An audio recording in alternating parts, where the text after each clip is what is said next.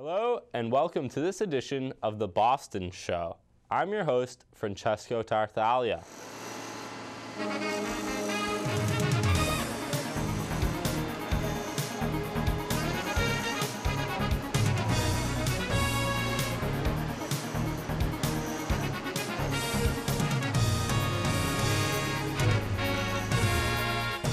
Last week in Boston, the city celebrated the much-anticipated reopening of the Boston Public Library's Johnson Building. Hundreds of people packed into Copley Square as city officials and library staff cut the ribbon on the newly redesigned $78 million project. This is your space, and I hope a safe space. A place that is a worthy alternative to spaces at home, spaces at work. A place that we can use to explore the issues of the day, to learn about the past, or to prepare ourselves for the future. Attendees were able to explore all of the new upgrades, including a WGBH studio, new reading areas, a completely redesigned business library and workspace, as well as a coffee shop on the ground floor. Renovations are part of the mayor's Building a Better Boston capital plan, which invests over $90 million in library projects throughout the city over the next 5 years. Attorney General Maura Healey, Senate President Stan Rosenberg, and House Speaker Robert DeLeo joined Mayor Walsh on the steps of the State House to sign into law the new Public Accommodations Bill. The legislation provides transgender people with protection from discrimination in public places like a restaurant or store and allows them to use the restrooms that matches their gender identity. Signing of this bill into law, transgender people will now have the same rights as everyone else, no matter where they go in Massachusetts. Officials from both local and state government were in attendance to celebrate the bill, as well as transgender advocates. As a trans woman who has faced discrimination with violence in this state I call home, I will now have more confidence and less fear while in public spaces with this law in effect. You have rights because you're a human being. You have human rights, and you did not forget that and only had to remind all the other people in this Commonwealth of that. The new law will go into effect October 1st.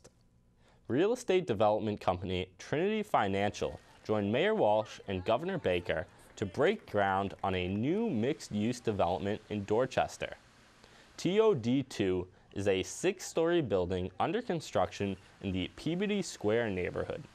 The site will contain 83 residential units, 51 of which will be designated affordable and will be rented to households earning up to 60% of the area's median income. Providing access to safe and affordable housing is one of the most important ways to ensure that our neighborhoods not only grow but thrive. Ashmont TOD2 is the second 6-story transit-oriented development to be constructed at Ashmont Station. There was a great turnout for Mayor Walsh's latest Mondays with the Mayor town hall meeting held at the Murphy School in Dorchester.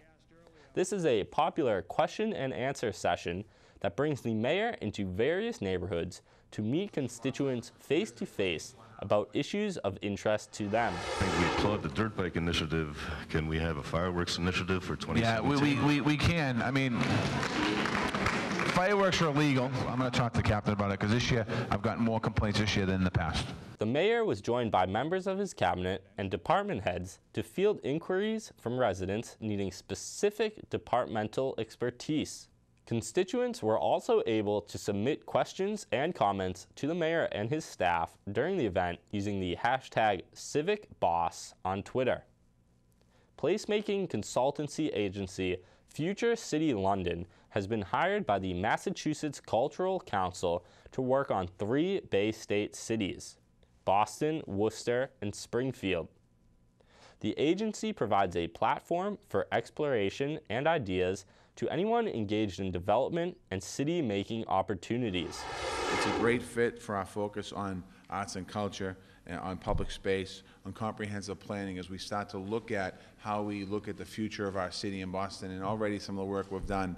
Founder of Future City London, Mark Davey, has received international attention for sparking new thinking about how cities are built and bringing professionals from the development and creative sectors together to develop ideas that dynamically reposition cultural assets.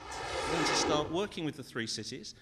We're going to really just completely try and rethink what culture means for those cities and how the places work. We're going to try bring partners in that never thought they were cultural, and we're going to challenge the cultural organisations that do think they're cultural. So we're going to really mix it up.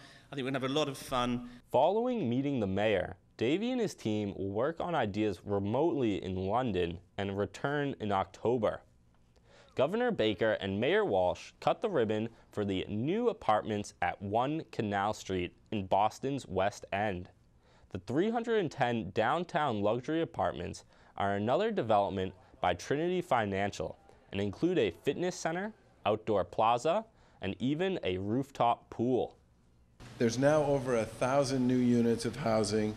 We are steps away from the Rose Kennedy Greenway, some of the most beautiful and accessible green space in the city, and like this building, facilitated by putting the central artery beneath our feet. One of the best parts of the new location, the stunning view of Boston. The city celebrated ADA Day this past week. Hundreds gathered at City Hall Plaza to celebrate the 26th anniversary of the Americans with Disabilities Act, a wide-ranging civil rights law that protects individuals against discrimination based on disability. It's more than just ramps and parking spaces. It's access to jobs, schools, parks, every kind of opportunity to live a full and secure life. Mayor Walsh was even able to open up an accessible path of travel from the newly redesigned ADA-compliant Government Center T station to the front door of our own Boston City Hall.